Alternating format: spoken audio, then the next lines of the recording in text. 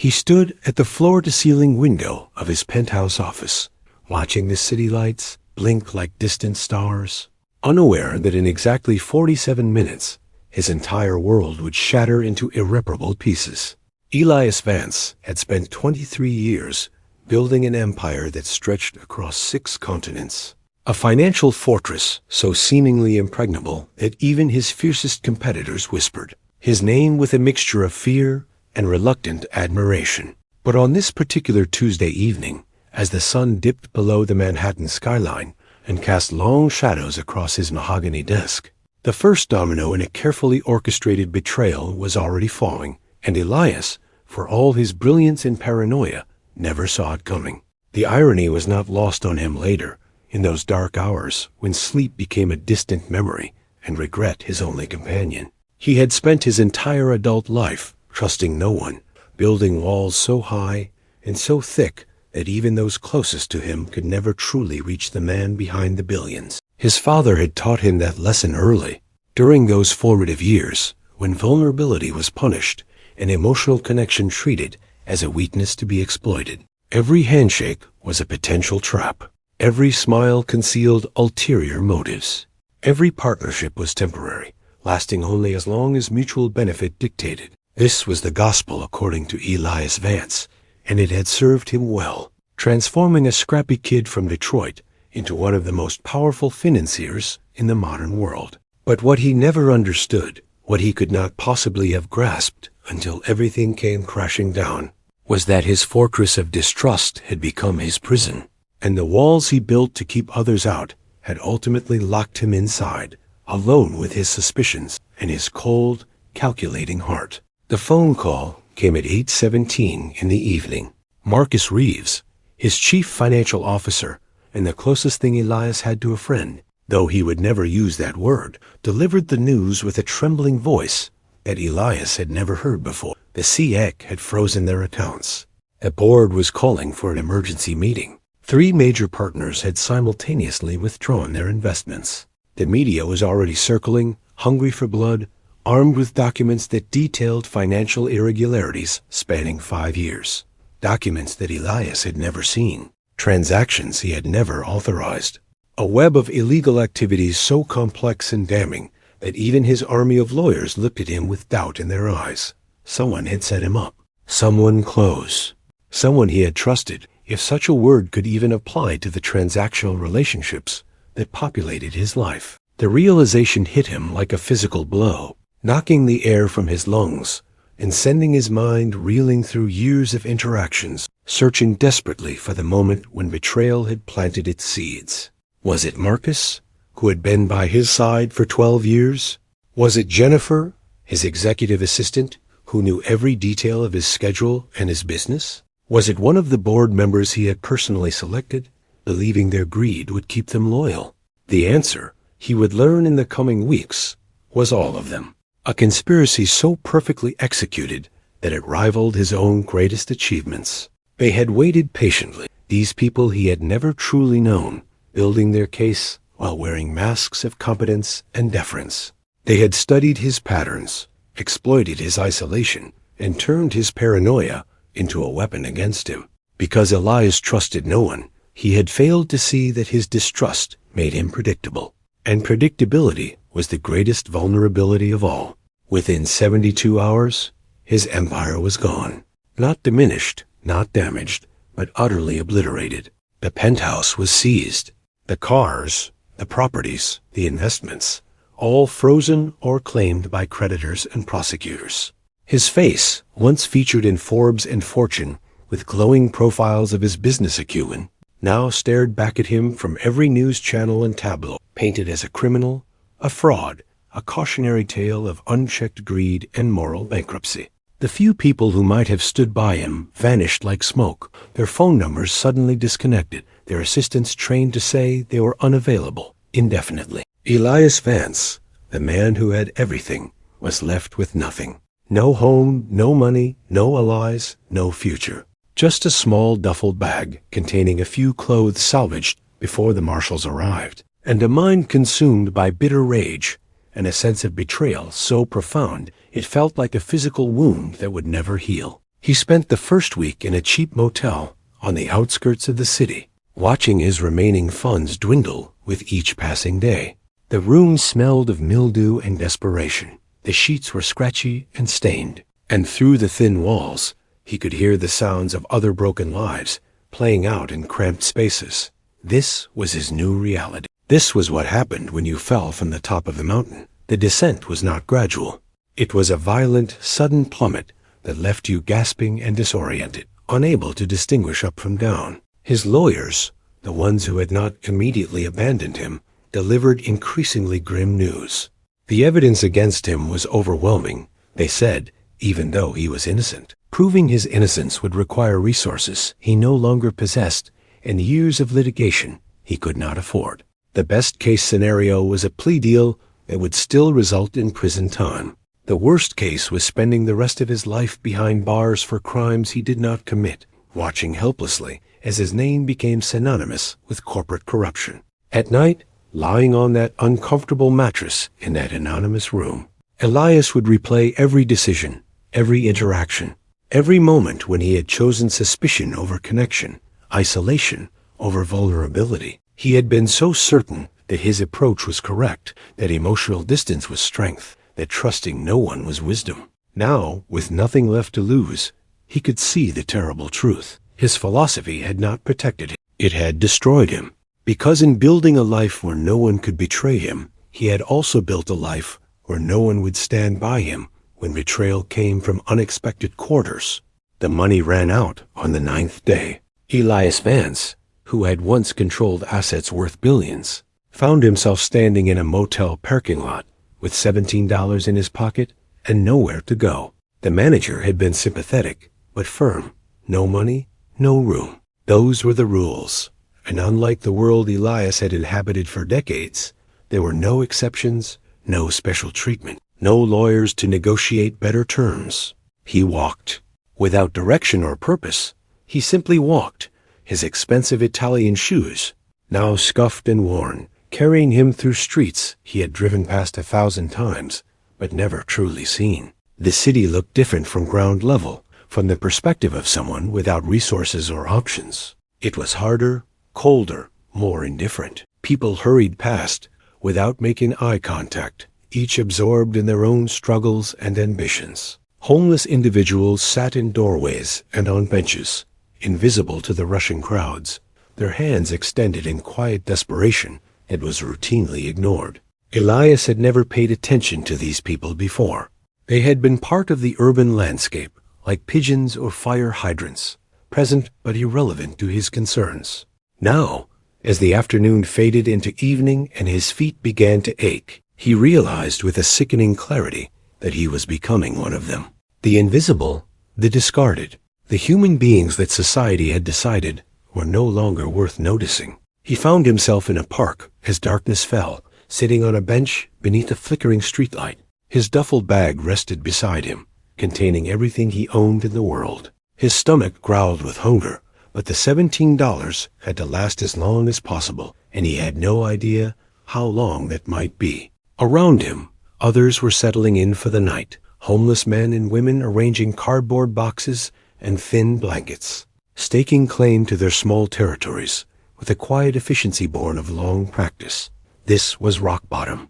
This was the end of Elias Vance, financial titan, and in the crushing weight of that realization, something inside him broke. Not dramatically, not with tears or wailing, but with a quiet, devastating collapse of the last defenses he had maintained. He put his head in his hands and let himself feel, perhaps for the first time in decades, the full depth of his loneliness.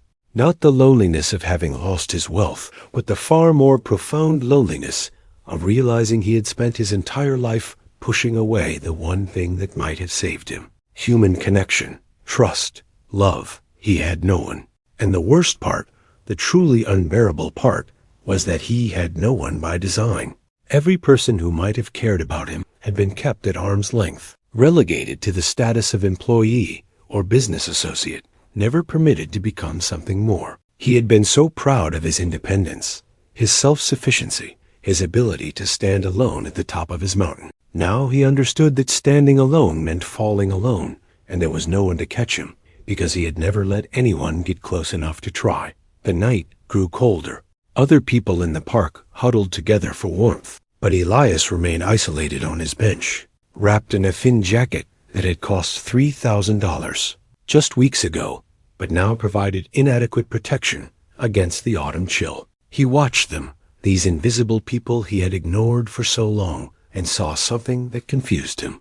Despite their circumstances, despite having even less than he, many of them were talking, laughing, sharing what little they had. There was a community here, a network of support and connection that he had never built for himself, even with all his resources. As sleep finally came, fitful and uncomfortable, Elias's last conscious thought was a question that would haunt him in the days to come. What if he had been wrong about everything? What if the fortress he built had been his greatest mistake? And if that was true, if trust and connection were actually strengths rather than weaknesses, was it too late for a man like him to learn that lesson? He did not know, as he drifted into uneasy dreams, that the answer to that question was sleeping just 50 feet away, curled up in a sleeping bag that had seen better days. A homeless girl with wise eyes and an unshakable belief in the goodness that existed in even the most broken souls. He did not know that his real education was about to begin, taught not in boardrooms or business schools, but on the streets, by someone who had nothing except the one thing he had spent his life avoiding: trust. The morning arrived with a cruelty that Elias had not anticipated. He woke on the park bench with his neck twisted at an awkward angle, his back screaming in protest, and a dampness that had seeped through his jacket during the night, leaving him chilled to the bone. The sun was just beginning to rise, casting pale light across the park, and already the city was stirring with the sounds of traffic and distant voices. People walked dogs along the pathways.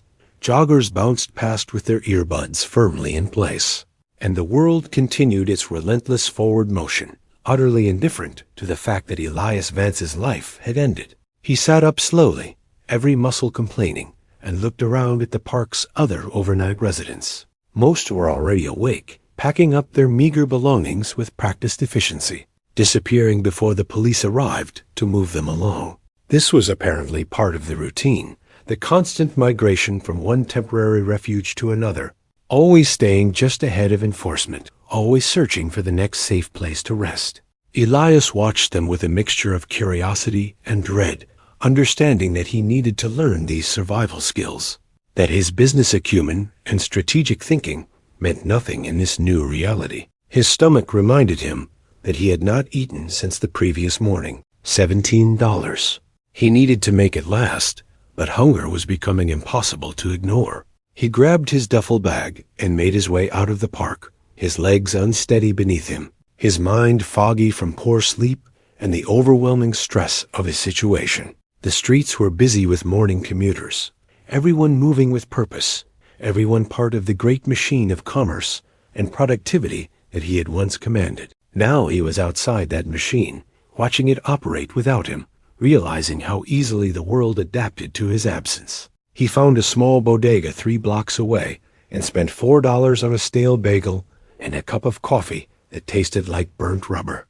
The man behind the counter barely looked at him, taking his money with mechanical efficiency and returning to his phone without a word. Elias sat on the curb outside and ate slowly, making the bagel last, savoring each bite not because it was good, but because he did not know when his next meal might come.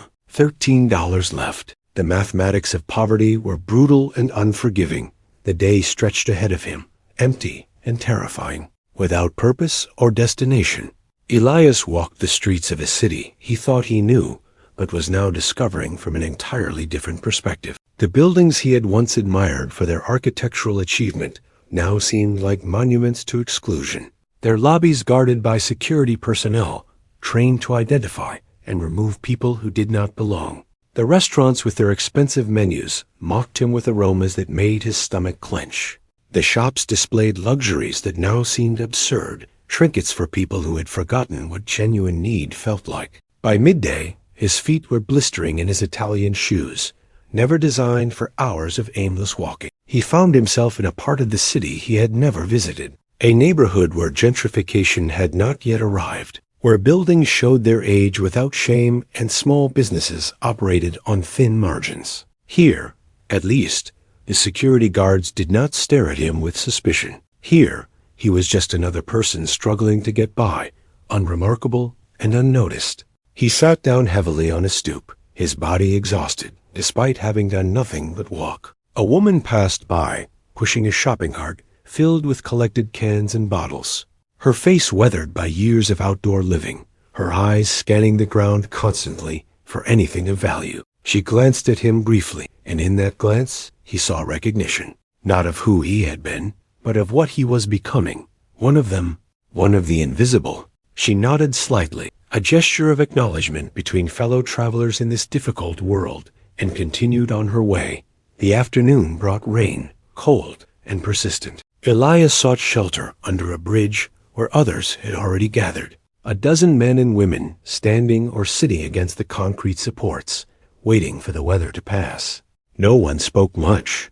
There was a quiet acceptance of their shared circumstance, a patience born of knowing that complaining would accomplish nothing. Elias stood apart from the group, still holding on to some fragment of his former self, still unable to fully accept his place among them. That was when he first saw her, a girl, no more than 16 or 17, sitting cross-legged against the bridge support, with a tattered paperback book open in her lap. She was reading despite the dim light, her finger tracing the lines of text with intense concentration. Her clothes were worn and mismatched, layers accumulated over time rather than chosen for fashion. Her dark hair was pulled back in a practical ponytail, and her face, young and unlined, held an expression of complete absorption in whatever story the book contained. What struck Elias most was not her youth or her circumstances, but the sense of contentment that seemed to radiate from her.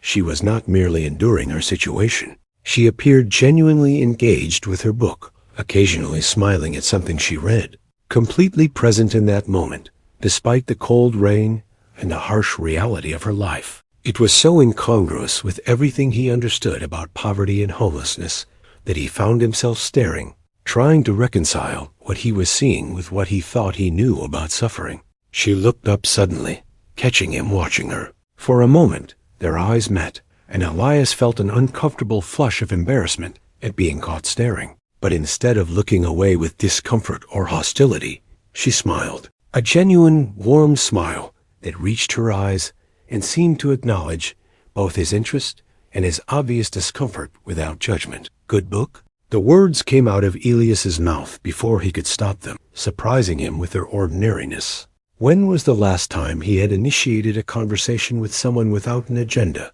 without calculating what he might gain from the interaction? The girl's smile widened. "The best. It is about a man who loses everything and has to figure out what really matters." Pretty relevant, actually. Her voice had a musical quality, and she spoke with an intelligence that immediately challenged his assumptions about homeless teenagers. "Sounds heavy," Elias said, moving slightly closer, but still maintaining distance. Old habits of caution asserting themselves even now. "Life is heavy," she replied with a philosophical shrug. "Might as well read about other people dealing with. Makes your own problems feel less lonely, you know? Like someone else went through this and survived to write it down." That means something. Elias did not know what to say to that. In his world, problems had been puzzles to solve, obstacles to overcome through strategy and force of will. The idea that problems might be shared, that reading about someone else's suffering might provide comfort, was foreign to him. He had always viewed his struggles as unique, his challenges as evidence of his exceptional status. A notion that his pain might be universal, that others had felt what he was feeling, was both humbling and oddly reassuring. "You new to this?" the girl asked, gesturing vaguely at their surroundings. The bridge, the rain, the other homeless individuals waiting out the weather.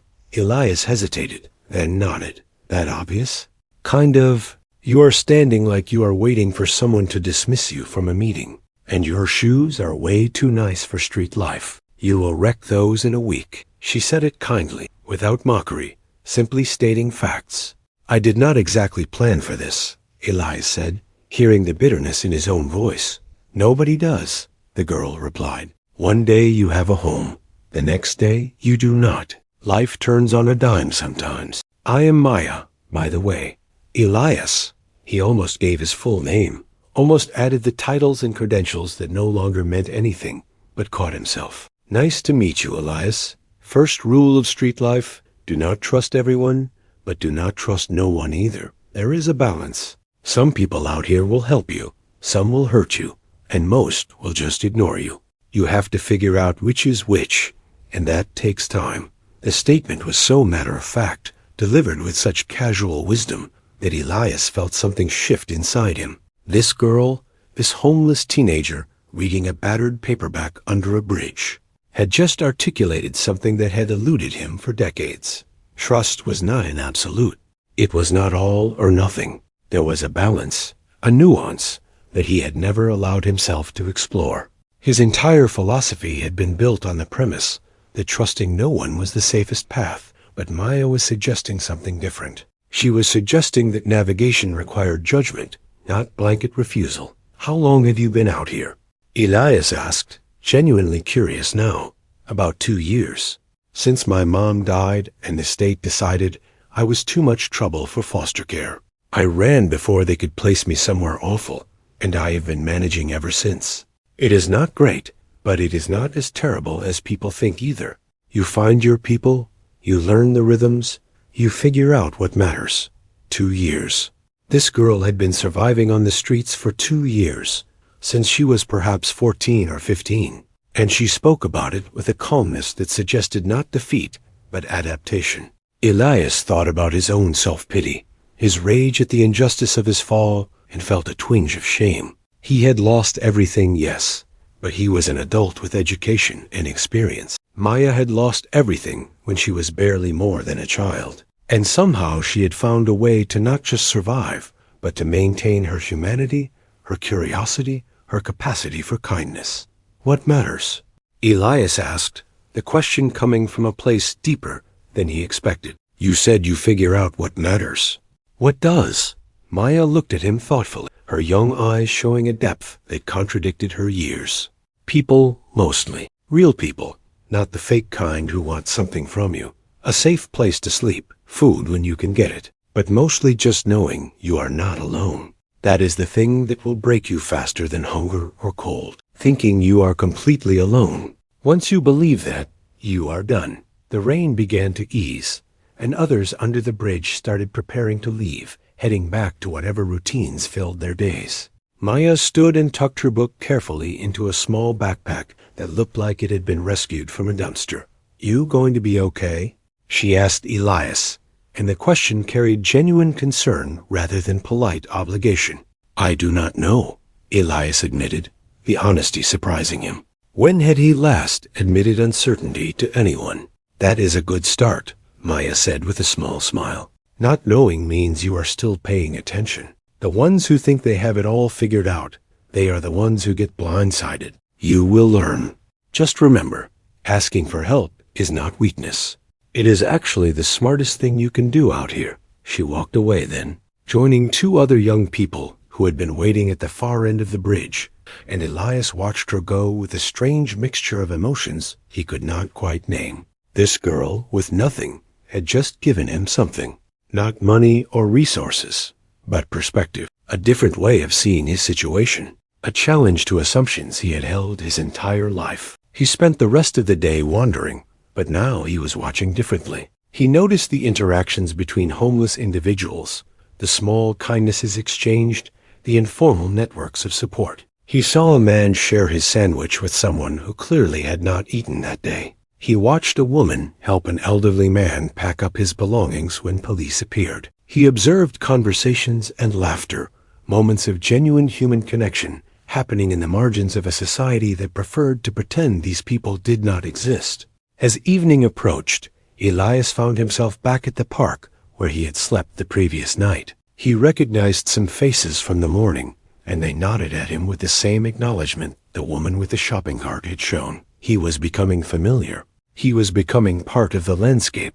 The thought should have horrified him, but instead, he felt a strange sense of relief. After years of standing apart, of maintaining his position above everyone else, there was something almost comforting about being part of a group, even this group. He chose the same bench as before, having already learned that claiming a consistent spot was important. A small piece of territory in a world where he owned nothing. As darkness fell, and he prepared for another uncomfortable night, he saw Maya arriving at the park with her two companions. They settled in a spot about 30 feet away, spreading out sleeping bags and organizing their belongings with practiced efficiency. Maya caught his eye and waved, a simple gesture that acknowledged his presence without demanding anything from him. Elias raised his hand in response, and for the first time since his empire collapsed, he felt something other than despair or rage. He felt a flicker of something that might have been hope, or at least curiosity. This girl had survived 2 years of this life. She had maintained her intelligence,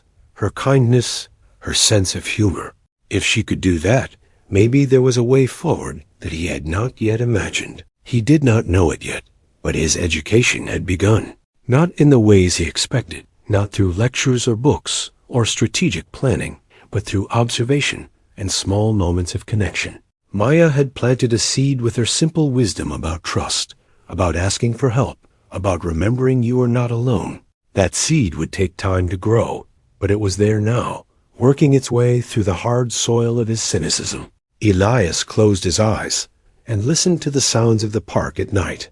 Distant conversations, the rustle of sleeping bags, someone coughing, a dog barking blocks away. These were his companions now, these invisible people, and maybe, just maybe, that was exactly what he needed. The third morning brought with it a realization that Elias had been avoiding since his fall. His money was gone. The $13 had been reduced to 8 after another meager breakfast, and simple mathematics told him that within 2 more days he would have literally nothing. This fact, stark and unavoidable, forced him to confront a question he had never imagined asking himself. How does one survive with absolutely no resources? His entire life had been built on leverage, on using capital to generate more capital, on maintaining reserves and backup plans. Now he had to learn an entirely different kind of economics, the economics of desperation and ingenuity. He watched the other park residents that morning with new attention, studying their movements and strategies. An older man named Curtis, who Elias had exchanged brief nods with the previous evening, was collecting bottles and cans from trash bins with systematic efficiency. A woman known only as Red was heading toward what others called the soup kitchen, a church 3 blocks away that served breakfast to anyone who showed up. 2 younger men were organizing a shared collection of tools, apparently planning to offer services like minor repairs or moving assistance to businesses in the area. Everyone had a survival strategy. Everyone had figured out how to navigate this world without money.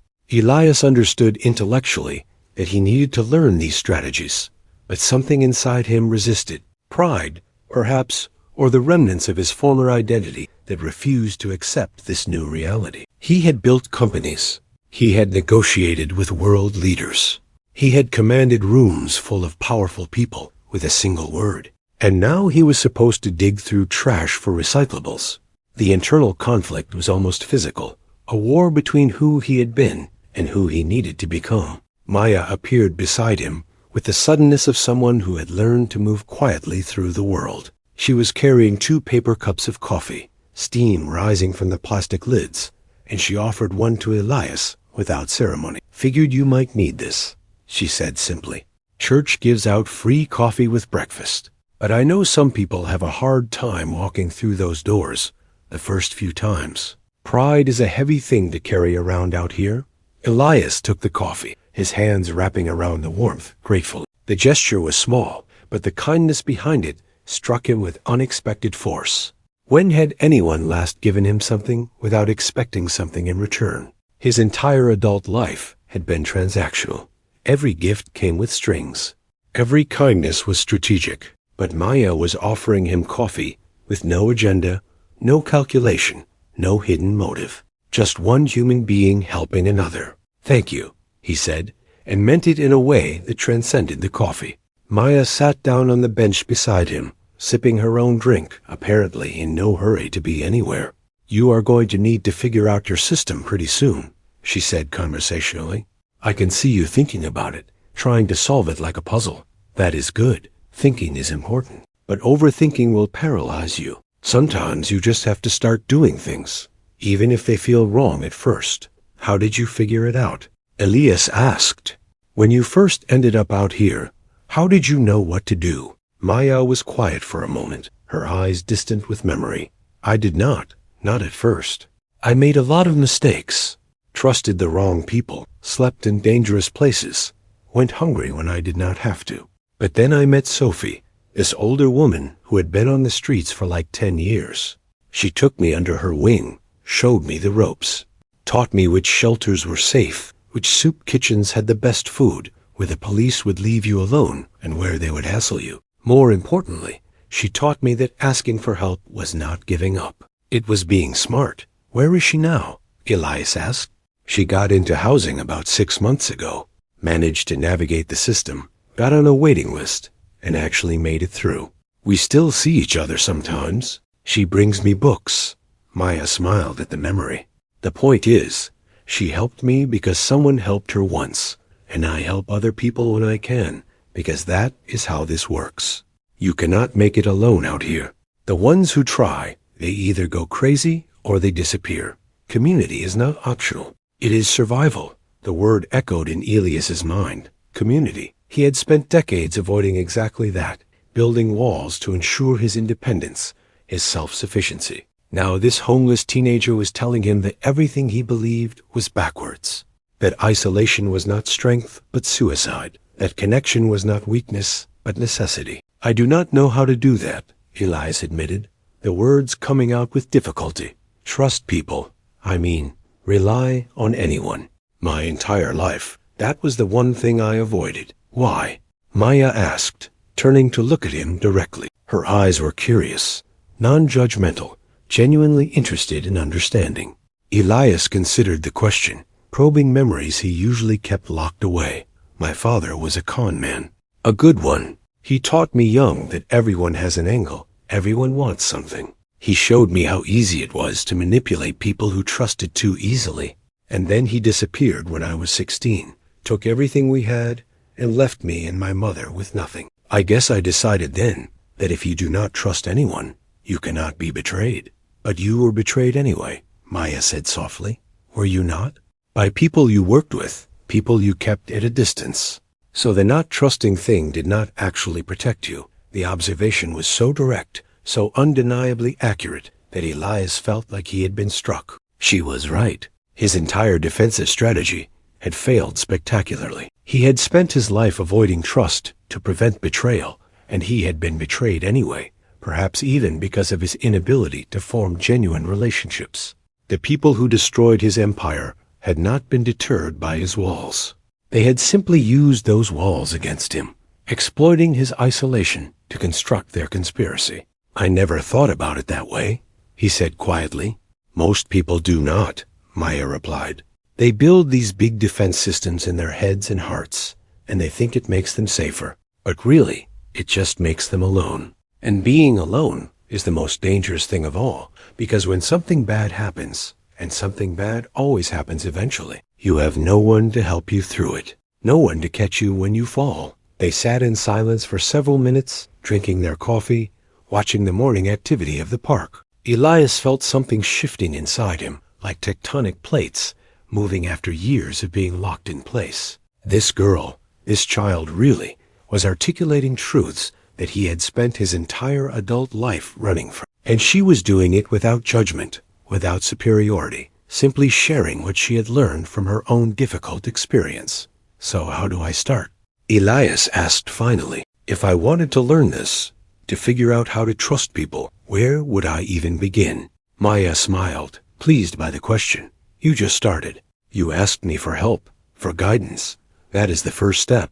Acknowledging you do not have all the answers, and that maybe someone else, even someone you might have dismissed before, might know something valuable. The second step is showing up, coming to breakfast at the church, joining the community, letting people see you and get to know you. Not the billionaire you were, just Elias. Another person trying to make it through the day. The thought of walking into a church full of homeless people, of accepting charity, of revealing his needs so publicly, made Elias's stomach clench with anxiety. But he also recognized that this resistance was exactly what Maya was talking about. His pride, his need to maintain some facade of independence, was keeping him trapped. If he wanted to survive, if he wanted to learn what this girl was trying to teach him, he needed to let go of who he had been and embrace who he was becoming. "Will you come with me?" he asked, and immediately felt foolish for the request.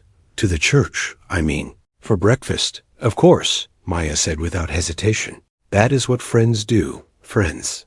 The word hung in the air between them. Elias could not remember the last time someone had called him friend. Business associates, partners, employees, competitors, but never friends.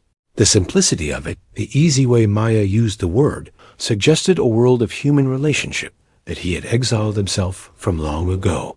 They walked to the church together, Maya pointing out landmarks and sharing information along the way. Which streets were safer to sleep on? Which businesses would let you use their bathrooms without hassle? Which police officers were decent and which ones were looking for reasons to arrest people? It was a complete education in urban survival, delivered with the matter-of-fact practicality of someone who had mastered these lessons through necessity. The church basement was already crowded when they arrived. Dozens of people lined up for plates of scrambled eggs, toast, and fruit. The volunteers serving food greeted Maya by name, clearly familiar with her, and they welcomed Elias with warm smiles that suggested they had seen countless people walk through these doors for the first time, carrying the same mixture of shame and desperate need that he was feeling. Maya introduced him to her regular group, the people she ate with most mornings. There was James, a former construction worker who had been injured on a job and lost everything when his medical bills piled up. There was Patricia, a woman in her 50s who had fled an abusive relationship and was slowly rebuilding her life from scratch.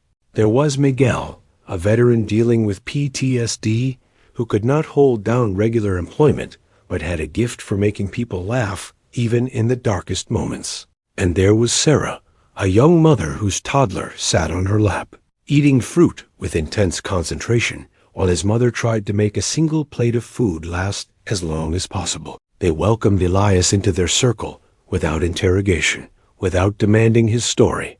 There was an unspoken understanding that everyone here had their reasons, their histories, their private tragedies. What mattered was the present moment, the shared meal, the brief respite from the struggle of survival. The conversation flowed around him, a mixture of practical information sharing and genuine camaraderie. James knew about a construction site that might need day laborers. Patricia had heard the library was hiring for temporary positions. Miguel made jokes about the scrambled eggs being gourmet compared to MREs, military rations from his service days. And Maya, at the center of it all, connected the threads, made sure everyone was included, checked in on people who seemed quieter than usual. Elias watched her with growing amazement. She was orchestrating something here, building and maintaining a community through small acts of attention and care. She remembered details about people's lives, asked follow-up questions about problems they had mentioned days ago, celebrated small victories with genuine enthusiasm. This was leadership, he realized, not the kind he had practiced, where authority came from position and power, but a different kind entirely, where influence came from empathy and consistent presence. After breakfast, as people dispersed to their various activities, Maya suggested they walk. She said she wanted to show Elias something, and he followed without question, recognizing that she was deliberately taking him somewhere, teaching him something, though he did not yet know what. They ended up at a small community garden tucked between two apartment buildings, a patch of green in the urban landscape where volunteers grew vegetables for local food banks. Maya led him to a corner where tomato plants climbed wooden stakes, their fruit just beginning to ripen in the late summer sun. "Sophie brought me here the first time about a year ago," Maya said, touching one of the tomato plants gently. "I was having a really bad day, feeling sorry for myself, thinking about how unfair everything was. And she showed me this garden and said something I have never forgotten. She said that trust is like gardening. You plant seeds not knowing for sure if they will grow, but believing they might. You water them and care for them, even when you cannot see anything happening beneath the soil. And sometimes they do not grow, and that is disappointing and sad. But sometimes they do, and when they do, you get something beautiful and nourishing. The only way to have a garden is to plant seeds. The only way to have real relationships is to trust people, even knowing some of those seeds will not grow. Elias stared at the tomato plants, feeling the metaphor sink into his understanding. His approach had been to never plant seeds at all, to refuse to risk the disappointment of failed growth. He had maintained a barren landscape, empty but safe, controllable but lifeless. And now he was starving, not just for food but for connection, for the nourishment that only human relationships could provide. What if you plant seeds and everything dies? He asked, voicing his deepest fear. What if you try to trust and it all goes wrong again? Then you are not any worse off than you are right now, Maya said pragmatically. And at least you tried. At least you gave yourself a chance for something to grow. The worst thing you can do is give up before you even start. That is not protection, Elias. That is just a slow death. They stood in the garden for a long time, neither speaking, both lost in their own thoughts. Around them, the city continued its relentless activity, but in this small green space, there was peace. There was possibility. There were seeds growing in dark soil, pushing toward light, transforming potential into reality through nothing more than time and care. When they finally left, walking back toward the park, Elias felt different. Not transformed completely, not suddenly trusting and open, but changed in some subtle way. A door that had been locked for decades had opened just slightly, letting in a sliver of light. Maya had given him permission to try, to risk, to plant seeds, even knowing some might fail. And more than that, she had given him an example of what was possible when you chose connection over isolation. That evening, as darkness fell over the park, Elias found himself sitting with Maya's group rather than alone on his bench. They were sharing stories, passing around a bottle of water, planning the next day's strategies for finding work or resources. And when James asked Elias about his background, what had brought him to the streets, Elias made a choice. Instead of deflecting or lying or maintaining his privacy, he told them the truth. Not all of it, not the full story of his billions and his empire, but the essential truth. He had been betrayed by people he worked with. He had lost everything. He was trying to figure out how to start over. They listened without judgment, nodded with understanding, and then Miguel told his own story of loss and betrayal, and Patricia shared hers. And one by one, they opened their histories to him, offering their vulnerabilities as gifts, showing him that he was not alone in his suffering, that betrayal and loss were universal human experiences that connected rather than isolated. Later, as Elias lay on his bench trying to sleep, he thought about the day, about coffee freely given, about breakfast shared with strangers who became less strange with every conversation, about tomato plants growing in hidden gardens, about stories exchanged without pretense or defense. These were small things, ordinary things, things he had dismissed as meaningless for most of his life. But now, stripped of everything else, he could see their true value. These small acts of trust and connection were not luxuries. They were the very substance of human life, the foundation upon which everything else was built. He had been a billionaire who had nothing. Now he was a homeless man who was beginning to have something. Not money or power or status, but something infinitely more precious. He was beginning to have people, real people, friends, as Maya had said so easily. And in having them, he was beginning to have hope. 3 weeks had passed since Elias Vance had slept in his penthouse, though it felt like 3 years. Time moved differently on the streets, measured not in meetings and quarterly reports, but in meals secured. Safe nights survived, and small kindnesses exchanged. His expensive shoes had finally given out, replaced by a donated pair of sneakers from the church clothing room that fit poorly but served their purpose. His face, once meticulously groomed, now carried several days of beard growth that he trimmed with borrowed scissors when he could. The external transformation was obvious to anyone who looked, but the internal changes ran deeper, carving new pathways through the rigid landscape of his former beliefs. He had found work, of sorts. Nothing permanent or official. But Miguel had introduced him to a network of day labor opportunities that paid cash and asked no questions. Some days he helped move furniture. Other days he cleaned construction sites or unloaded delivery trucks. The work was physically demanding in ways his gym sessions had never prepared him for, leaving his muscles screaming and his hands blistered. But it provided just enough money to eat, to occasionally stay in a cheap hostel when the weather turned particularly brutal, and to contribute to the informal economy of sharing that sustained his new community. Because that was what they had become, his community. The realization had crept up on him gradually, sneaking past his defenses while he was focused on basic survival. James, Patricia, Miguel, Sarah, and her son Tommy, and of course Maya, these people had become the framework of his daily existence. He knew their routines, and they knew his. He worried when someone did not show up at breakfast. He celebrated when Patricia got a call back for a job interview. He played simple games with Tommy while Sarah tried to eat in peace. These were not business relationships built on mutual benefit. These were something else entirely, something he was still learning to name and understand. Maya remained his primary teacher, though she never positioned herself that way. She simply lived her life with a kind of intentional wisdom that made her observations impossible to ignore. She had a way of turning everyday moments into lessons, not through lectures, but through example and gentle questions that forced Elias to examine his own assumptions. One morning, as they walked to a community center that offered shower facilities, Maya stopped to help an elderly homeless man who had fallen on the sidewalk. She spent 20 minutes making sure he was not injured, helping him gather his scattered belongings, and walking him to a nearby clinic, despite the fact that it made them late for the showers. Elias watched with a mixture of admiration and frustration, his old self chafing at the inefficiency, his new self recognizing something profound in her choice. "You missed your shower time," he said as they finally walked away from the clinic. "He needed help," Maya replied simply, as if this explained everything. "But you need showers." "We both do. There is not another chance until tomorrow." Maya looked at him with those wise eyes that seemed to see through his words to the real question underneath. "What is more important, Elias? Being clean or being human?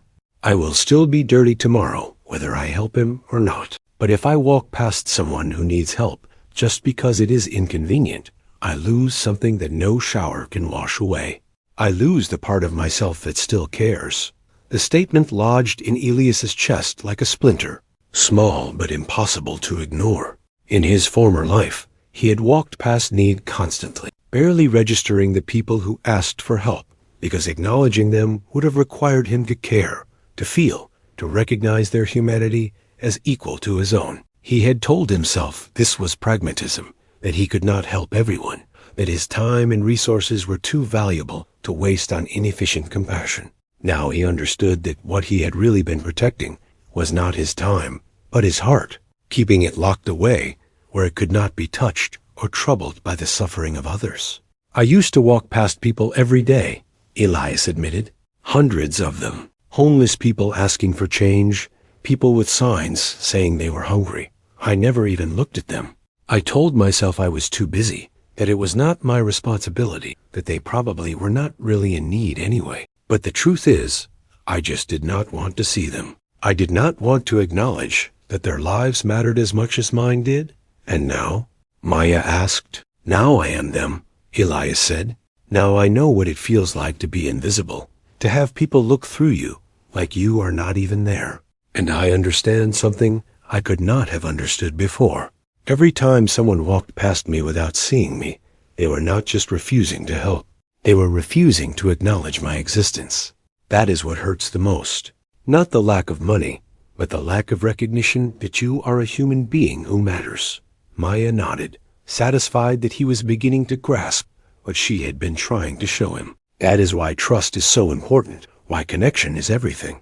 Because when you truly see another person, when you acknowledge their humanity and let them acknowledge yours, you are saying that their existence matters, that they are not invisible, that they are part of the same human family you belong to. And once you understand that, really understand it, you cannot go back to treating people like they are disposable or irrelevant. They walked in silence for a while, both processing the conversation. Elias felt layers of his old self continuing to peel away, revealing something raw and uncertain underneath. He had spent so long building armor, constructing an identity around achievement and accumulation, that he hardly knew who he was without those things.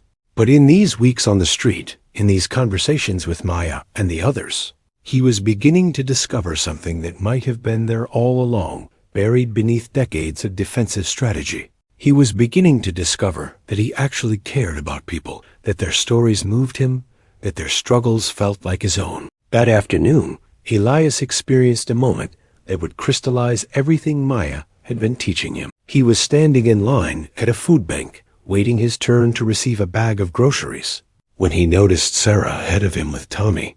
The child was cranky and tired, squirming in his mother's arms, and Sarah looked exhausted in a way that went beyond physical fatigue. Elias remembered that look from his own mother, back before she died, the look of someone who is carrying too much for too long with no end in sight. Without thinking about it, without calculating the cost or benefit, Elias stepped forward and offered to hold Tommy while Sarah managed the grocery bags. She looked at him with surprise, then gratitude, and handed over her son. The little boy settled against Elias's shoulder with a sigh, his small body relaxing into the unexpected comfort. And Elias felt something crack open inside his chest, a warmth spreading through him that had nothing to do with the physical act of holding a child. Everything to do with the simple fact of being trusted, being needed, being connected to another human being in a moment of genuine mutual support. This was wealth, he realized with stunning clarity. Not the billions he had accumulated, not the power he had wielded, not the empire he had built. This moment, holding a tired child so his struggling mother could carry groceries. Being trusted with something precious by someone who had no reason to trust him, except that he had shown up consistent, had proven himself part of the community through small acts repeated over time. This was what he had been missing his entire life. This was what all his money had never been able to buy. When Sarah took Tommy back, she smiled at Elias with genuine warmth. "Thank you. That helped a lot. Anytime," Elias said, and meant it completely. That evening, the group gathered in the park as usual, but the conversation took an unexpected turn. James had received news that his ex-wife was getting remarried, and he was struggling with complicated emotions about it. Instead of offering platitudes or trying to solve the problem, the group simply listened. They let James talk through his feelings, validating his pain without trying to minimize it or rush him to a resolution. And then, when James fell silent, they began sharing their own stories of loss and complicated grief, creating a tapestry of shared human experience that held James's pain without trying to fix it. Elias participated in this ritual of communal support with a sense of wonder. In his old life, emotions had been weaknesses to hide, problems to solve, inefficiencies to eliminate. Here, emotions were treated as valid aspects of the human experience, worthy of attention and respect. No one judged James for his sadness. No one told him to get over it or move on. They simply sat with him in his difficulty, offering their presence as a kind of medicine that required nothing more than showing up and paying attention. Later, as the group began settling in for the night, Maya pulled Elias aside. "You are different," she observed. "From when I first met you. You smile more now. You actually look at people when they talk to you instead of looking through them." "I am learning," Elias said. "You have been a good teacher." "I have not been teaching," Maya corrected gently. "I have just been being myself and letting you watch. The learning is something you have been doing on your own, choosing to see things differently, choosing to let people in. That is harder than any lesson I could give you. It feels dangerous sometimes," Elias admitted. "Caring about people, letting myself trust them. I keep waiting for it to blow up in my face, for someone to betray me or hurt me. My whole life, that was what happened when I let my guard down." "It might happen," Maya said honestly. "People are complicated. Even good people sometimes hurt each other, sometimes betray trust. But here is what I have learned. The pain of being hurt by someone you trust is temporary. The pain of never trusting anyone at all is permanent. One is a wound that can heal. The other is a life sentence of loneliness. I would rather risk the temporary pain than accept the permanent kind.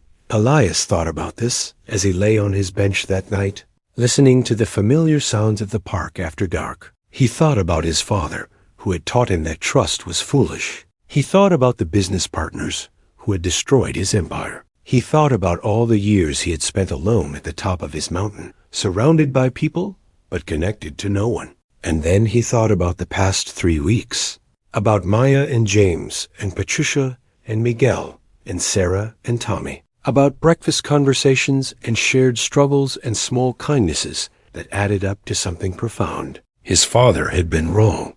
The betrayal he feared had come anyway, not because he trusted too much, but because he trusted too little, because his isolation had made him vulnerable in ways he never anticipated. And the business partners who destroyed him, they had not been real connections at all. They had been transactions, relationships built on exploitation rather than genuine regard. What he was building now with his new community was different. These were real relationships, built on mutual vulnerability and consistent presence, on caring about each other, not for what they could provide, but for who they were.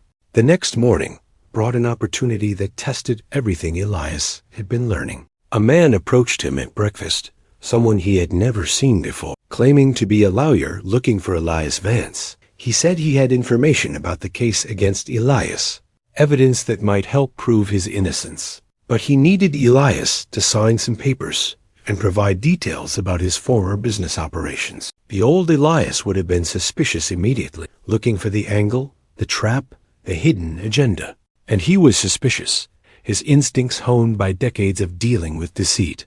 But he was also different now, capable of holding both caution and openness simultaneously, of assessing risk without defaulting to automatic refusal. He told the man he needed time to think, to consult with some people. The lawyer seemed surprised by this, probably expecting either immediate rejection or desperate acceptance. Elias walked away and found Maya, explained the situation, and asked for her perspective. "What does your gut tell you?" Maya asked. "That it feels wrong somehow.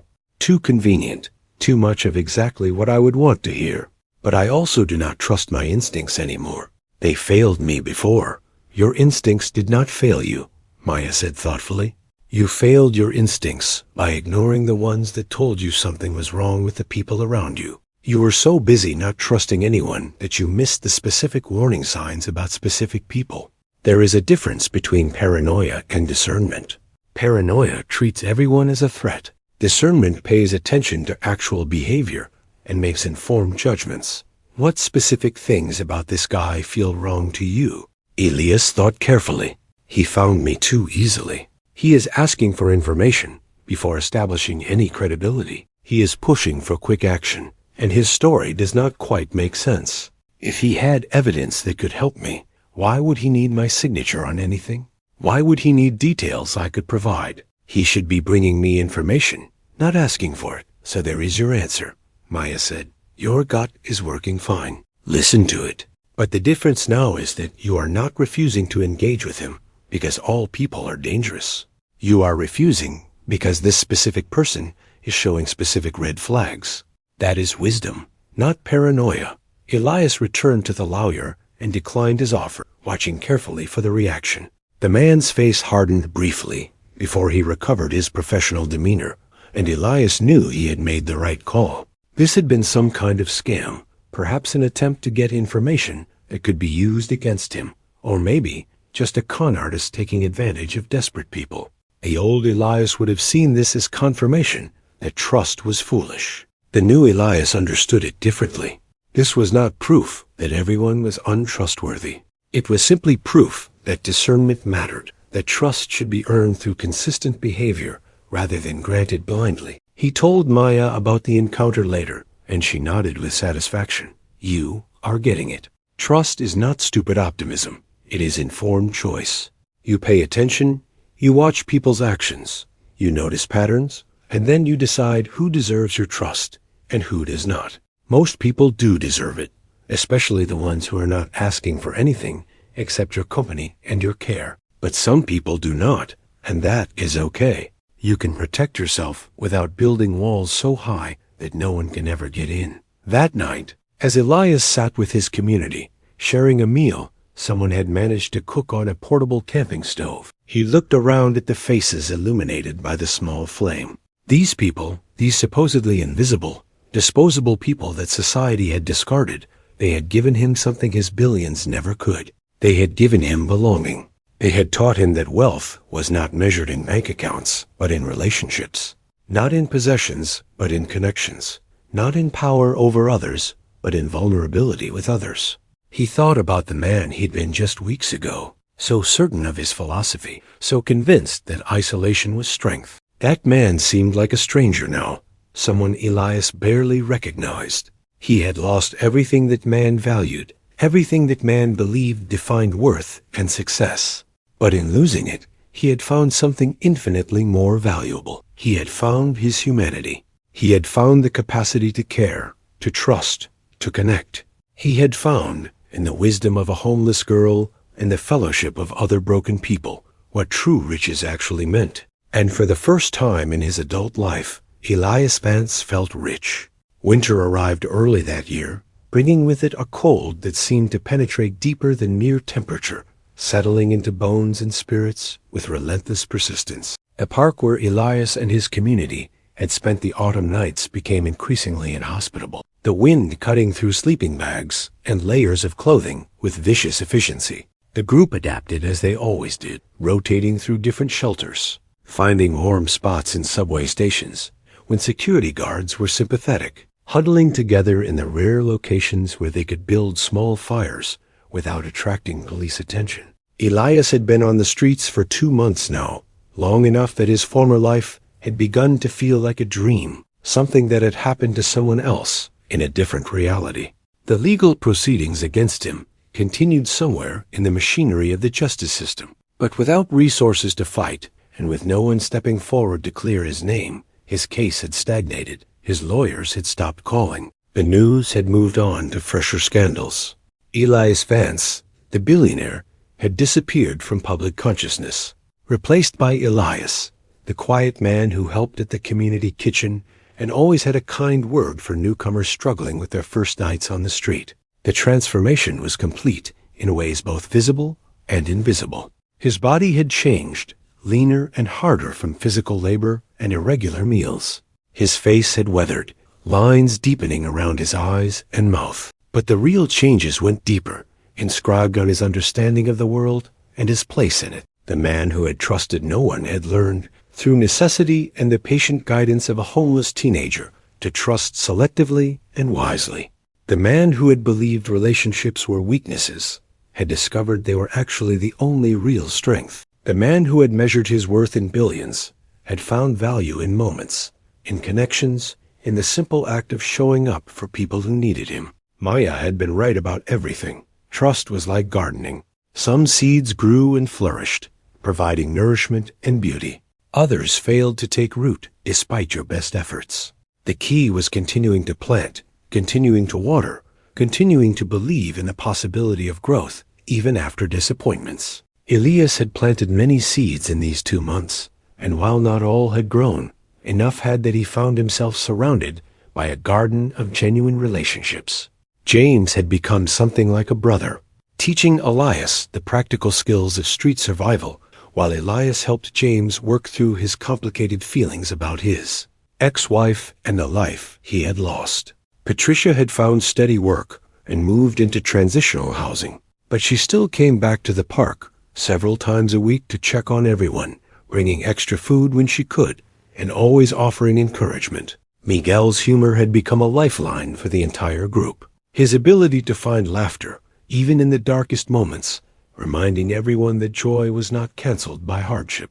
And Sarah, through determination and the support of the community, had secured childcare assistance and was attending community college classes, working toward a future that had seemed impossible just months before. But it was Maya who remained the center of Elias's transformation, the constant presence who continued to challenge and expand his understanding. She had a way of asking questions that forced him to examine beliefs he had held his entire life, gently dismantling his remaining defenses without ever making him feel attacked or diminished. One particularly cold evening, as they sat in a 24-hour diner nursing cups of coffee they could barely afford, Maya asked him something that had apparently been on her mind for a while. "Do you miss it? Your old life, I mean. The money and the power and all of that?" Elias considered the question carefully, wanting to give her an honest answer rather than the one he thought she wanted to hear. "I miss the comfort sometimes, knowing I would sleep in a warm bed, that I could eat whenever I was hungry, that I did not have to worry about basic survival. Those things were nice, and I would be lying if I said I did not miss them. But the rest of it, the empire and the deals and the constant competition, no, I do not miss that at all. Because I understand, now that I was never actually enjoying it. I was just accumulating, piling up money and power, like they were shields that could protect me from the world. But they did not protect me. They just isolated me. And isolation is its own kind of death." Maya stirred her coffee thoughtfully. "What would you do if you got it all back? If tomorrow someone proved you were innocent and restored everything you lost, would you go back to being that person?"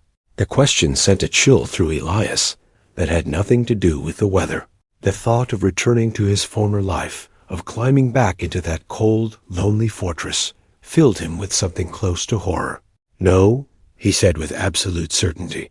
"Even if I could have the money back, I would not want the isolation back. I would not want to lose what I have learned, what I have become. These past 2 months have been the hardest of my life, but they have also been the most real. I feel more alive now, more connected to the world and to other people than I ever did when I was at the top of that mountain. That is how I know you really learned it," Maya said with a smile. "When you value the lessons more than you regret the losses.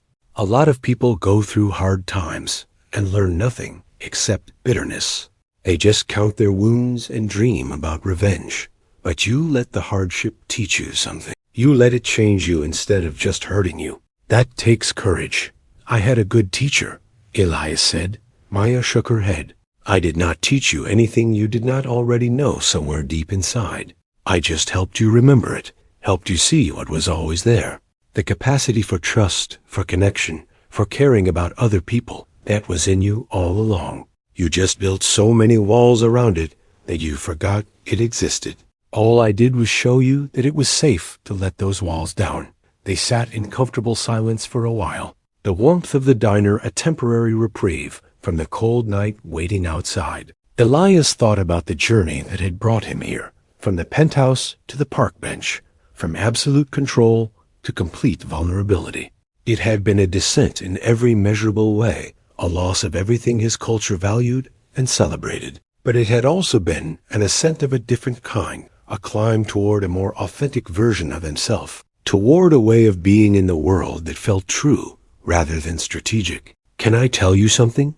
Maya said suddenly, her voice taking on a more serious tone. "Something I have been thinking about but have not said yet?" "Of course," Elias replied, giving her his complete attention. "I am leaving. Not right now, but soon. There is a program, a youth services organization that helps homeless teenagers get into education and housing. I applied months ago and just found out I was accepted. They are going to help me finish high school and go to college. I will have a room, meals, support, everything I need to build a different kind of life." Elias felt a complicated mixture of emotions wash over him. Joy for Maya that she was getting this opportunity to escape the streets and pursue her potential. Pride in her for having the courage and determination to seek help and accept it. But also sadness, a profound sense of impending loss. Maya had become his anchor, his guide, the person whose wisdom and presence had made his transformation possible. The thought of navigating this new life without her felt overwhelming. "That is incredible," he said, meaning it despite his personal feelings. "You deserve this, Maya. You deserve every good thing that comes your way. When do you leave?" 2 weeks. "I wanted to tell you before I told the others, because I knew you would understand why I have to do this. Some people might see it as abandoning the community, but you know that is not what this is. This is me accepting help so that someday I can help more people more effectively, just like Sophie did when she got into housing." "I do understand," Elias said, "and you are right. This is not abandonment. This is you being smart enough to take an opportunity when it comes. But I am going to miss you. You changed my life, Maya. You literally saved it. I do not know where I would be right now if you had not offered me that first cup of coffee, had not shown me that trust was possible. Maya's eyes glistened with tears she refused to let fall. You saved your own life, Elias. I just walked beside you while you did it, and I am not disappearing forever. I will visit. I will stay connected. The point of getting help is not to forget where you came from, but to be able to help others who are still there. You taught me that too, you know. Watching you transform, seeing you go from this closed-off, suspicious person to someone who genuinely cares about people and shows up for them, that taught me that change is always possible, that it is never too late to become who you are meant to be. Over the next 2 weeks, Elias threw himself into helping Maya prepare for her transition. He accompanied her to meetings with the program administrators, helping her navigate paperwork and advocate for herself when needed. He helped her sort through her few possessions, deciding what to keep and what to pass on to others who needed them. And he made sure she knew, beyond any doubt, how proud he was of her and how grateful he would always be for what she had given him. The day Maya left was bittersweet. The entire community gathered at the park to see her off, people bringing small gifts and sharing memories and making her promise to stay in touch. Sarah gave her a book, one that Tommy had loved, asking her to read it when she needed to remember them. James gave her $20, everything he had made that week, insisting she take it for emergencies. Patricia brought a jacket she had gotten from the clothing room, warm and in good condition, perfect for the colder months ahead. And Miguel, through tears he did not bother to hide, gave her a photograph he had been carrying for years. A picture of his army unit that he said reminded him that family was not always about blood, but about who showed up when times got hard. Elias gave Maya his most valuable possession, though its monetary value was non-existent. It was a small notebook he had found in a dumpster and had been using to write down the lessons he was learning, the insights that were reshaping his understanding of the world. He had filled every page with observations about trust and connection, about what really mattered and what did not, about the difference between being rich and being wealthy. He gave it to her with a simple instruction written on the first page. Remember where you came from. Remember what you learned. And when the time is right, teach someone else. Maya hugged each of them, taking her time, saying proper goodbyes to people who had become her family. When she reached Elias, she held him tightly and whispered in his ear, "Keep planting seeds. Keep letting people in. Keep being brave enough to trust. Promise me." "I promise," Elias said, his voice thick with emotion. And then she was gone, walking away with her backpack and her sleeping bag and her hope for a different future, turning once to wave before disappearing around a corner. The group stood together in silence, each processing their own feelings about her departure. Finally, Miguel broke the silence with a characteristic attempt at humor. "Well, I guess we better not screw up now. She is going to want good reports when she visits." The joke worked, breaking the tension and reminding everyone that life continued, that Maya's departure was not an ending but a transition. They would miss her, but they would also honor what she had taught them by continuing to show up for each other, continuing to build and maintain the community she had helped create. In the days that followed, Elias found himself stepping into some of the roles Maya had filled. He started checking in on people more deliberately, making sure no one was isolated or struggling alone. He welcomed newcomers to the park with the same warmth Maya had shown him, offering coffee and conversation and the assurance that they were not alone. He organized meal sharing more efficiently, making sure everyone got fed, even when resources were scarce. He became, without consciously intending to, one of the anchors of the community, someone people could rely on for both practical help and emotional support. The transformation was complete. The man who had once been Elias Vance, the billionaire who trusted no one, had become Elias, the homeless man who understood that trust was not a weakness to avoid, but a strength to cultivate. He had learned, through hardship and the guidance of a remarkable young woman, that true wealth had nothing to do with money and everything to do with connection, that the only possessions that really mattered were relationships. that the only power worth having was the power to make someone else's day a little easier, a little brighter, a little less lonely. One evening, about a month after Maya left, Elias was sitting with James and Miguel, sharing a meal someone had brought from a restaurant job, when James asked him a question. "Do you ever think about trying to rebuild? Getting back into business somehow? Starting over?" Elias thought about it seriously before answering. "I think about getting off the streets eventually, yes. Finding stable housing, steady work, a more secure situation. But rebuilding what I had before? No, that life nearly destroyed me. It took losing everything for me to realize I had nothing that mattered. Now I have less than nothing in material terms, but I have more than I ever did when I was rich. I have you guys. I have a community. I have people I care about and who care about me. Why would I want to go back to being isolated and miserable just because I had a bigger bank account?" Miguel nodded thoughtfully. "That makes sense. I think a lot of people out here, they dream about getting back what they lost. But maybe the smarter dream is figuring out what you actually need, not what society tells you to want." "Exactly," Elias said. "Maya taught me that. She showed me that wealth is not about accumulation. It is about connection. And I am wealthier now, in the ways that matter, than I ever was before." As winter deepened and the challenges of street life intensified, Elias held on to that truth. There were hard days. Days when the cold seemed unbearable, and hunger gnawed at his stomach, and the weight of his circumstances threatened to crush his spirit. But there were also moments of profound beauty and connection. Moments when the community came together to help someone in crisis. Moments when laughter echoed through the park, despite everything they were enduring. Moments when a simple act of kindness reminded everyone why they kept going, why they kept showing up for each other, why trust was worth the risk. Maya had taught him to plant seeds. Now Elias understood that he was not just planting them for himself. He was planting them for everyone he encountered, creating a garden of connection and trust that would continue to grow long after he was gone.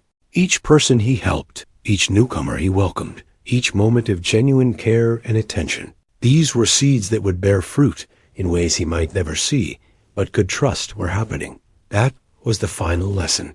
Trust was not just about believing in other people. It was about believing in the process itself, believing that small acts of kindness and connection created ripples that extended far beyond the immediate moment, believing that investing in relationships was never wasted, even when the returns were invisible, believing that choosing vulnerability over isolation was always the right choice, even when it hurt. Elias Vance had lost everything, and in losing everything, he had found the only thing that ever really mattered. He had found his way home to himself, to his humanity, to the truth that had been buried beneath decades of fear and cynicism. He had found, in the wisdom of a homeless girl and the fellowship of other broken people, that true riches could never be taken away because they lived not in bank accounts, but in hearts, not in possessions, but in presence, not in power, but in love. And that was a kind of wealth that even losing billions could not diminish.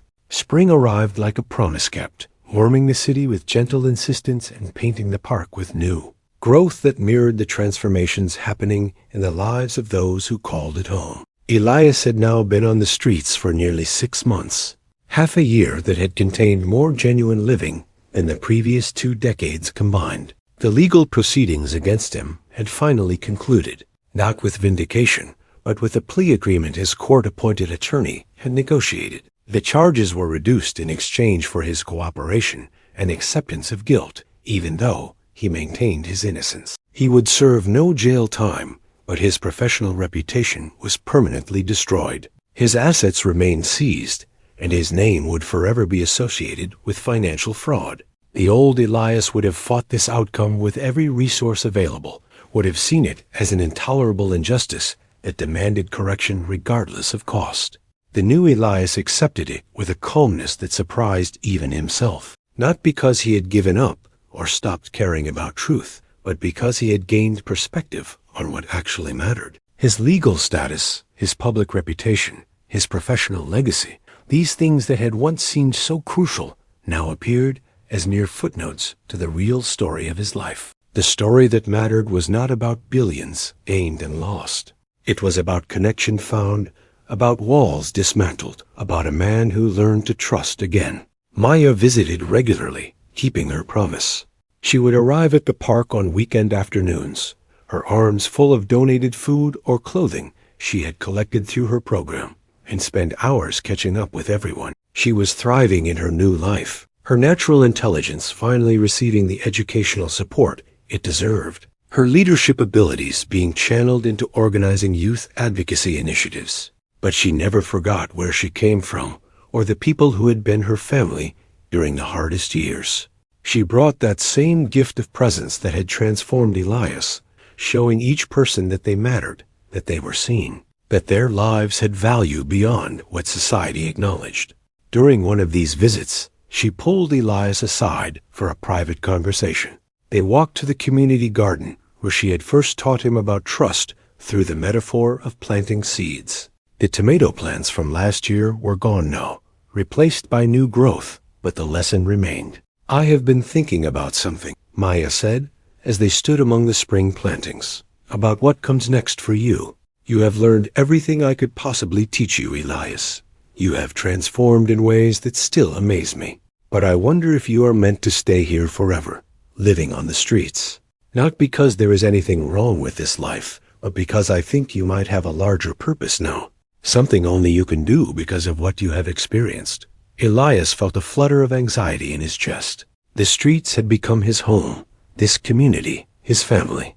The thought of leaving felt like another loss, another abandonment of people he cared about. "What do you mean?"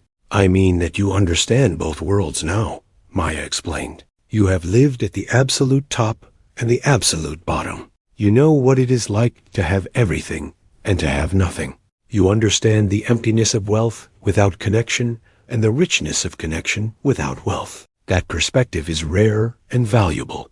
You could use it to help people, to teach what you have learned, to bridge those two worlds in ways that most people cannot." "I do not want to leave," Elias said honestly. "These people, this community, you gave me my life back. Walking away feels like betrayal." Maya smiled with gentle understanding. Sophie felt the same way when she got into housing. I felt the same way when I entered my program. But here is what we both learned. Leaving is not betrayal if you stay connected and use what you gain to help more people. Sophie still checks on everyone, still advocates for homeless rights, still donates and volunteers. I come back every weekend. We did not abandon the community. We just expanded our capacity to serve it. And I think you could do the same, maybe even more powerfully, because of who you were before. "Who would listen to me?" Elias asked. "I am a disgraced billionaire, a criminal in the eyes of the law. My credibility is destroyed." "No," Maya said firmly. "Your credibility with one world is destroyed.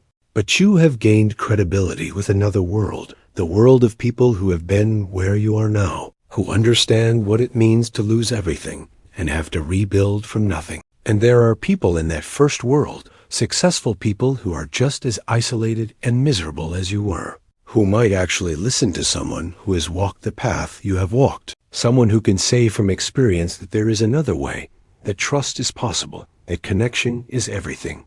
The idea terrified and excited Elias in equal measure. He spent days thinking about it, watching the community, trying to imagine what leaving might look like and what staying would mean. He talked to James and Miguel and Patricia and Sarah, testing the idea, seeking their wisdom as he had learned to do.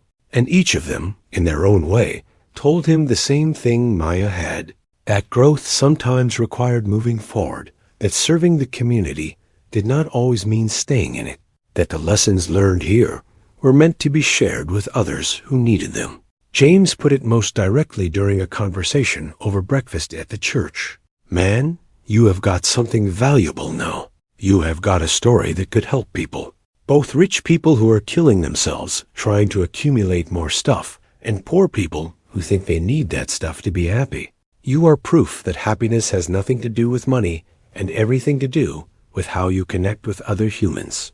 That message could change lives. Keeping it to yourself just because you are comfortable here, that is actually kind of selfish when you think about it." The observation stung because it was true.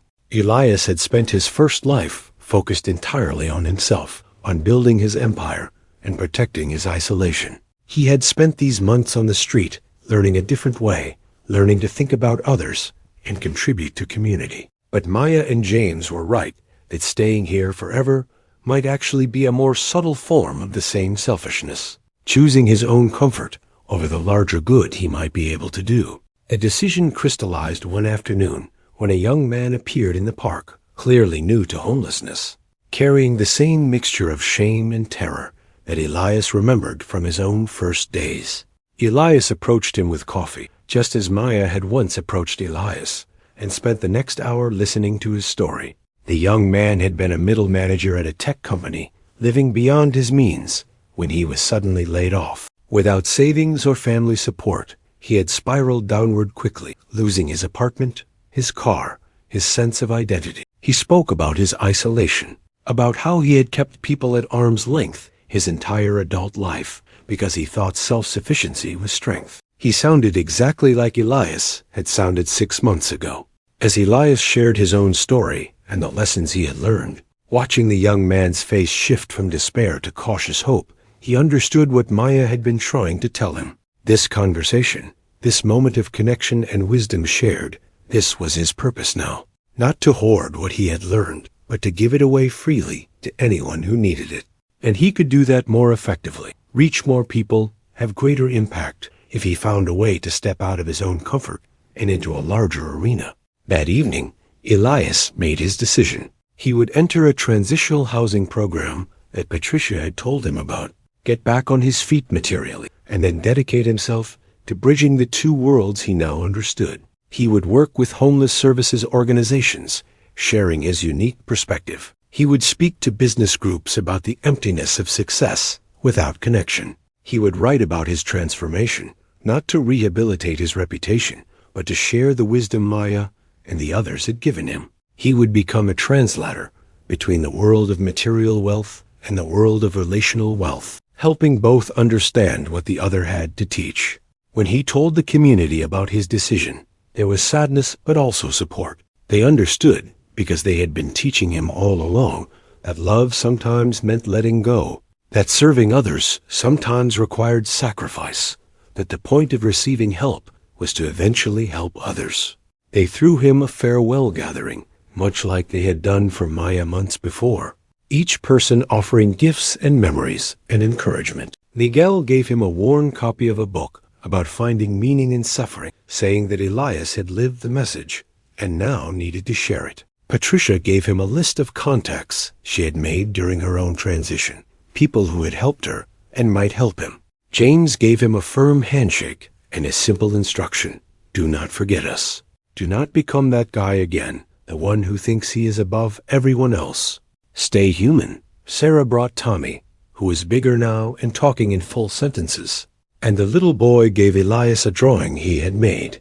It showed stick figures holding hands in a circle, and when Elias asked what it was, Tommy said simply, "It is our family." Elias held that drawing like it was made of gold, understanding that this child had captured the essence of everything he had learned. Family was not about blood or legal ties.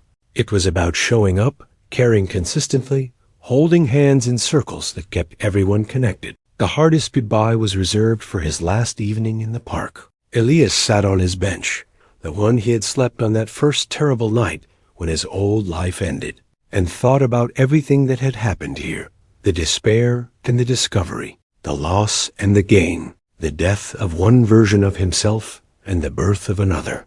This bench, this park, this community, they had been his crucible and his classroom, the place where he had been broken down and rebuilt into something truer. He thought about Maya, wise beyond her years, who had seen something in him worth saving when he could not see it himself. He thought about all the small moments that had accumulated into transformation. The first cup of coffee freely given, the breakfast conversations that taught him about vulnerability, the community garden that showed him how trust worked, the nights spent listening to others' stories until he understood that his pain was not unique but universal, the gradual dismantling of his defenses until he stood exposed and somehow safer than he had ever been behind his walls.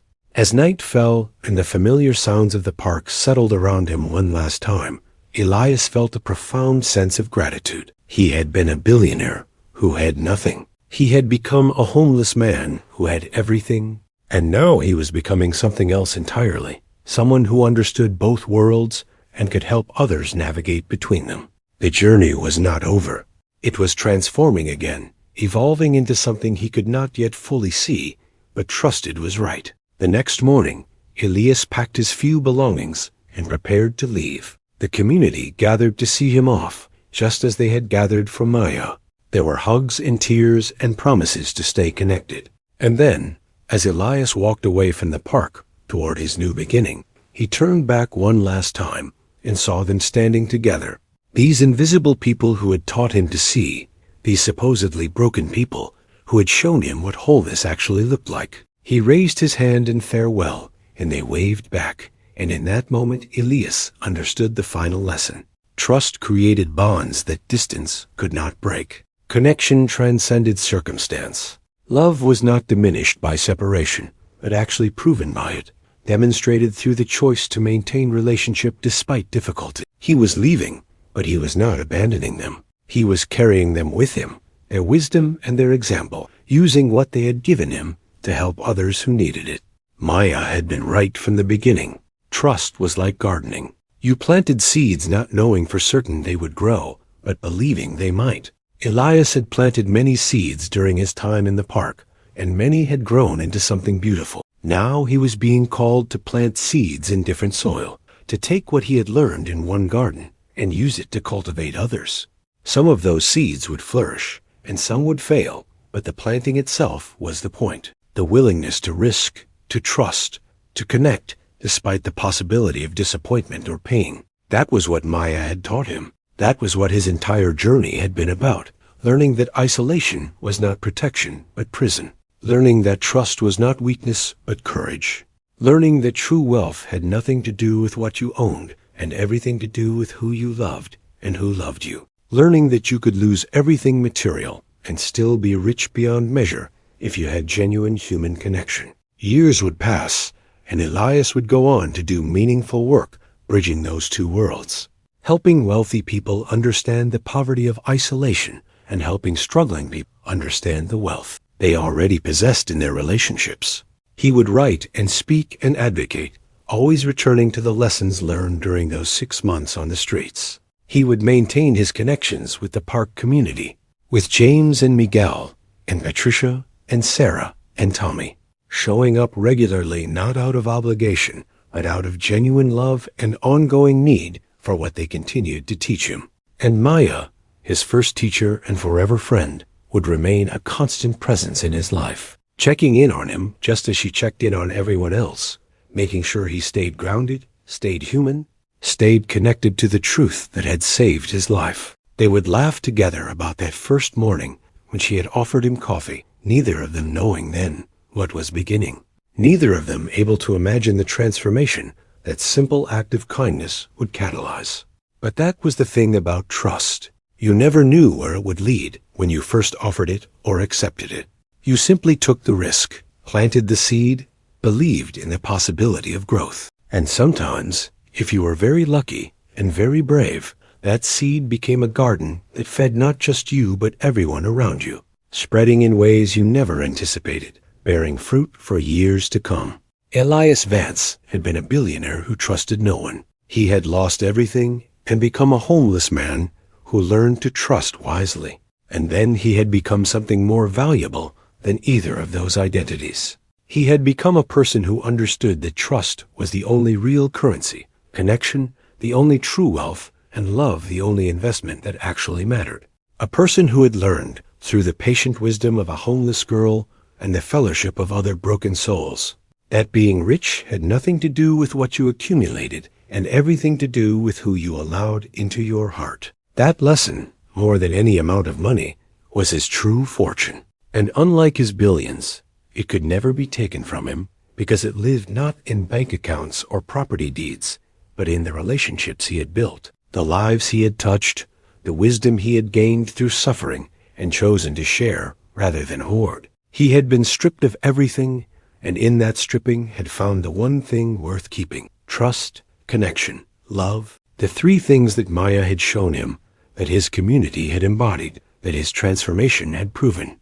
The three things that made life worth living, regardless of circumstance. The three things that turned poverty into richness and isolation into belonging. These were the lessons Elias carried forward into his new life. These were the truths he would spend the rest of his days sharing with anyone who would listen. Because Maya had been right about everything.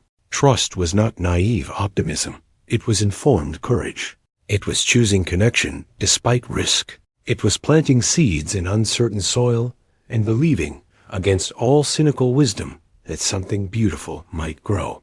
And in Elias Vance's transformed heart, those seeds had grown into a garden that would feed hungry souls for the rest of his life and beyond.